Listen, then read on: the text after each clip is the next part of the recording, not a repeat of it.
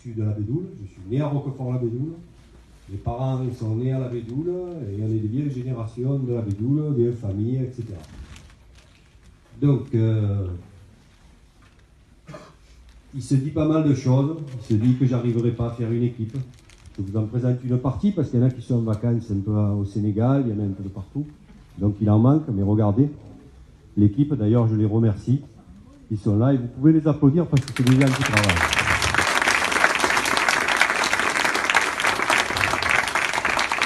Et donc maintenant, je vais passer directement à ce qui est le plus important, c'est-à-dire pourquoi je fais ça. Et pourquoi ça énerve autant de gens. Bon. Première des choses, pourquoi j'ai pris cette décision de faire à un moment donné, de me lancer en campagne, tout en sachant que la liste que je vais monter n'est pas politique. C'est une liste qui regroupe des hommes et des femmes et des hommes du village, qu'ils soient anciens ou nouveaux, de façon qu'on puisse à un moment donné faire avancer ce magnifique village qui est Roquefort-la-Bédoule.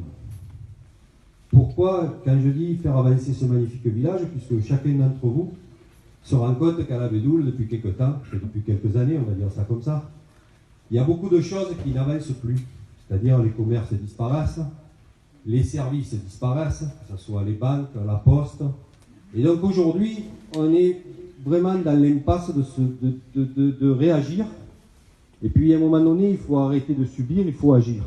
Donc j'ai pris l'initiative, avec les amis qui sont là, de créer un courant, un parti la Bédoule, on va appeler ça comme ça, pour essayer d'apporter quelque chose de nouveau dans le village de Roquefort-la-Bédoule.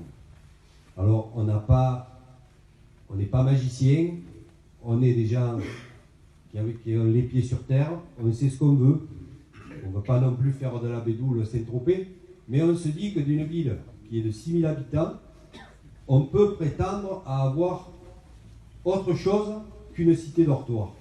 Quand je dis cité dortoir, c'est qu'aujourd'hui, dans le village de la Bédoule, il n'existe plus réellement de lieu de convivialité où les gens peuvent se rencontrer, partager.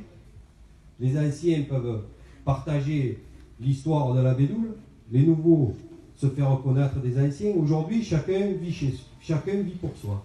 Chacun est dans son monde, chacun rentre le soir chez lui, ferme sa porte, et il n'y a plus personne qui se contacte, et plus personne qui arrive à discuter.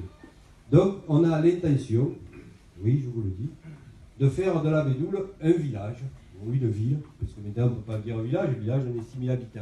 Parce qu'on est venu, on est 6000 habitants, c'est pour un village. Mais il y a plein de choses à faire, et dans cette ville, il y a du potentiel, et on doit créer quelque chose.